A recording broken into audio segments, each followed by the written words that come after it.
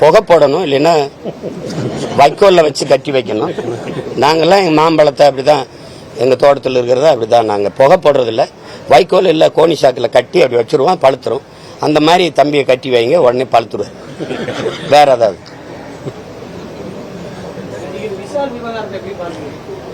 அது விவகாரமாக தான் பார்க்குறேன்.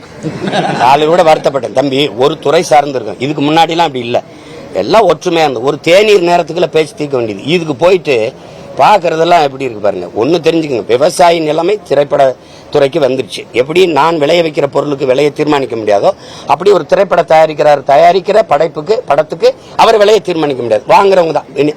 உங்களுக்கு தெரியும், கூட்டுணைவு நிறுவனங்கள், கூட்டாண்மை நிறுவனங்கள் வந்த பிறகு, இந்த ஓடிடிங்கிற இது வந்த பிறகு அவன் ஒரு கட்டுக்குள்ள வந்துடுறான். இப்ப தம்பி விஜய் படத்துக்கு 50 கோடியை குறைக்கிறாங்க.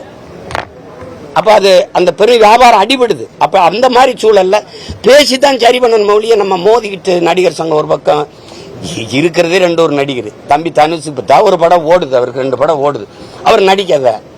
விஷால் படம் அந்த இது ஓடி இருக்குது, ஏதோ அந்த தம்பி ஜிகர்தன் மார்க் ஆண்டனி, அவரை பிடிச்சி அவர் நடிக்காத போகாத. ஏன்னா இருக்கிறதே கொஞ்சம் தான் இருக்குது, அதை நம்மளே அழிச்சு நாசம் பண்றது மாதிரி இருக்குது. உட்கார்ந்து பேசி தீர்க்க முடியாது. உலகத்தில் எவ்வளவோ பிரச்சனையை பேச்சுவார்த்தை மூலம் தீர்க்கிறாங்க. இதெல்லாம் ஒரு பிரச்சனையா தம்பி? அது பெரியவங்க எல்லாம் அவ்வளவு பெரிய ஆளுமைகள் இருக்கிறாங்க, முதிர்ந்த தலைவர் தயாரிப்பாளர் இருக்காங்க. ஒரு நொடி வேலை உட்கார்ந்து பேசி ஒருத்தருக்கு ஒருத்தர் அதை பிரச்சனைனா விட்டு கொடுத்து சரி பண்ணிக்கணும், அதான் நல்லது. அது வெளியில வரும்போது ஏற்கனவே நமக்கு மரியாதை இல்லை. சினிமாக்கார பையனா வாழ்றதுக்கு வீட்டை கொடுக்க மாட்டான், ஆனால் ஆள்றதுக்கு நாட்டை கொடுத்துருவான். நம்ம மக்களுக்கு இருக்கிற நோய்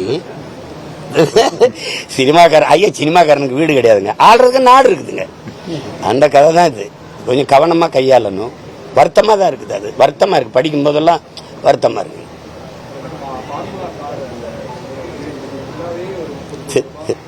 அது அன்னைக்கு அந்த இடத்துல நின்று அண்ணன் சண்டை ஓட்டேன், பிரிச்சுட்டு போனாரு, திருப்பியும் நடத்துறாரு.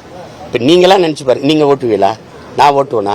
நம்ம அக்கா தங்கச்சி யாராவது அவ யார் உள்ள ஓட்டுறவன உனக்கு தெரியுமா? சரி, அப்படிதான் நீங்க கார் ஓட்டினா அந்த சோலாவரத்தில் அந்த கார் ஓட்டுறதுக்குன்னு ஒரு இடம் இருக்கு, அங்க ஓட்டலாம்.